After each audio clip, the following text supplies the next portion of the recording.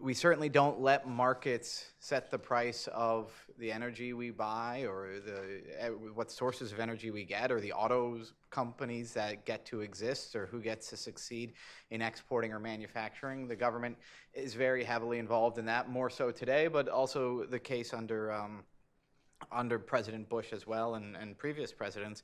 And I always use as the prime example of an American company that is what might have been called there was a Professor Bert Folsom who wrote The Myth of the Robber Barons, and he distinguished between market entrepreneurs and political entrepreneurs. Boeing is one of our leading political entrepreneurs in America today. When Europe first came after Boeing for subsidizing, because Europe has their own subsidized jet maker, Airbus. And when Europe was coming after us last decade, they said, well, all of these defense contracts to Boeing count as subsidies. To some extent, that's Europe, not really believing in defense since for the last few decades. But to another extent, there were, the Air Force was lining up to lease these 767s as in-air fuel tankers, and that a woman went to jail over that because she left Pentagon and went and procurement and then went and got a job at Boeing after that.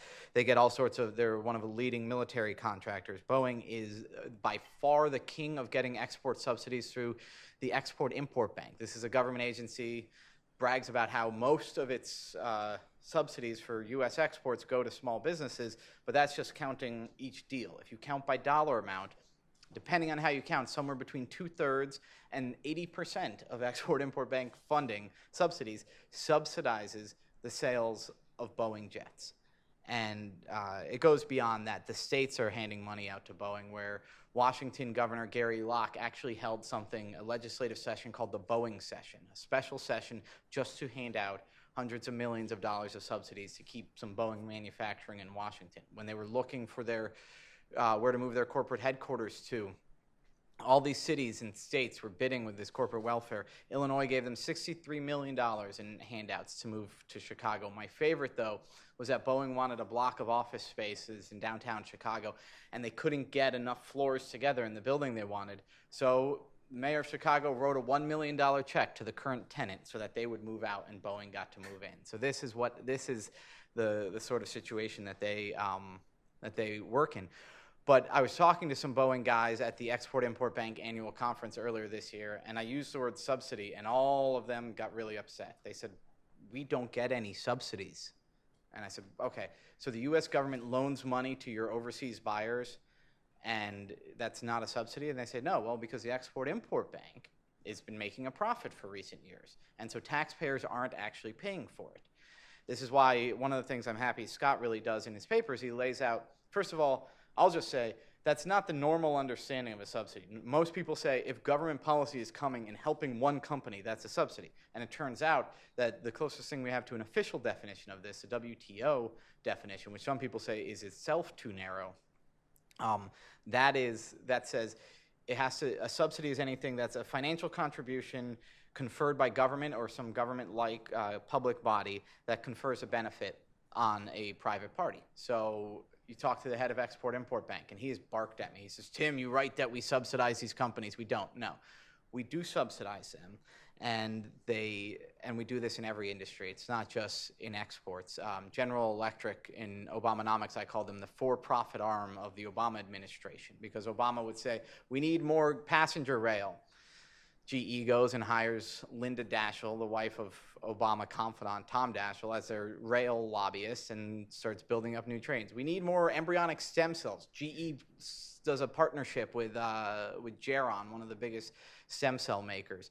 We need more batteries for our rails, so they open a new battery factory subsidized in upstate New York. These companies are increasingly dancing to the tune that's called by government and then not having to worry about markets doing it. And the bigger guys often are doing it more than the smaller guys, and the GE CEO, Jeff Immelt, makes it explicit. A year ago, he was on 60 Minutes, and he said, I want you to root for me. Everyone in Germany roots for Siemens. Everyone in Japan roots for Toshiba.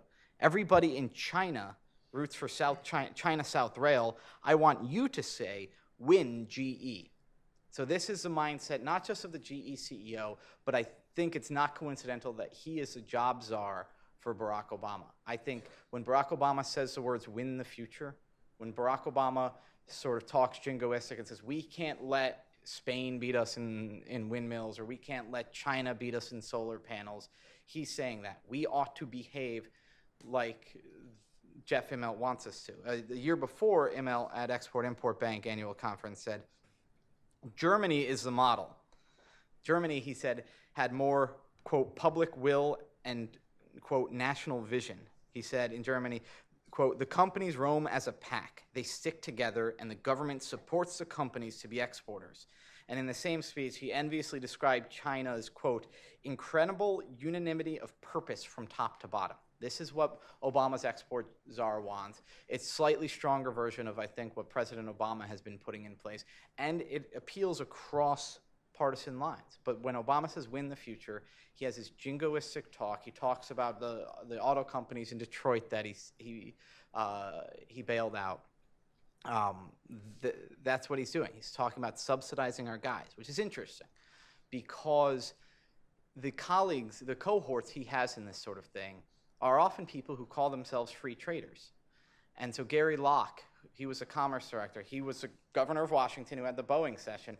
He would go out there and talk about free trade. And what he meant was building down some of the tariffs that we have between two countries. So it's this interesting duality that a lot of these people think they can do, especially politicians, but also corporate executives, where they say, well, we believe in free trade, and we think American government ought to help American business.